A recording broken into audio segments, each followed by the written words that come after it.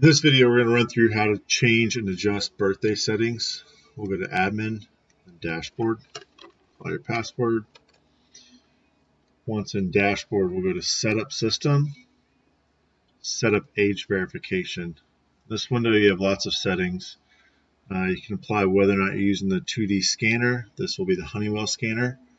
If you require age on every transaction, it doesn't matter if it's a birthday on the account, it doesn't matter how many times the birthday has been scanned, this will always require you to scan the birthday. So be cautious with that.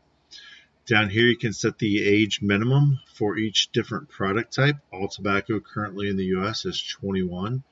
To edit it, if you need to put an age on this, just click set, type in your new age.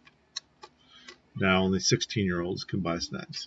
Over here, this is just for your labels, which I'll show you in a minute. That'll appear out on the front end when doing a transaction, what you want them to say. So feel free to change them from tobacco and alcohol, or only have tobacco if you would like, or only put tobacco and alcohol together up here, but you're only allowed 8 characters, so that's why we typically just do them separate.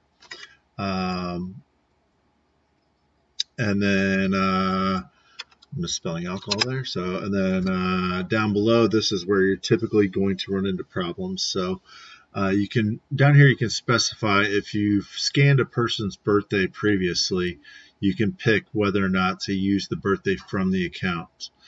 This is kind of along the lines of someone is a frequent customer, a regular customer, so you can allow the birthday to be pulled from the account. So when you have this checkbox selected, you can pick how many times you have to scan their ID. For instance, in this case, we're going to scan their ID one time. Then one ID scan is required to no longer require ID as long as the account has completed at least 2 transactions in the last 30 days. So what this is saying is if you've been in my store once, we scan your ID, and you're doing 2 transactions every running 30 days, then we'll choose your birthday from your account. It's kind of establishing what you determine as a regular customer versus an irregular customer. That said, if the customer is 30 years or younger, we will not do that. You can change this, but according to the FDA, you should card anyone under 30. So we set this to 30. In addition, there's a bypass option. When you turn this on, your customers can press F5, or your employees can press F5 and just bypass all the birthday stuff altogether. I tend to leave this off because if you give that option to your employees, that's the only thing they will use, and the goal is to card your customers.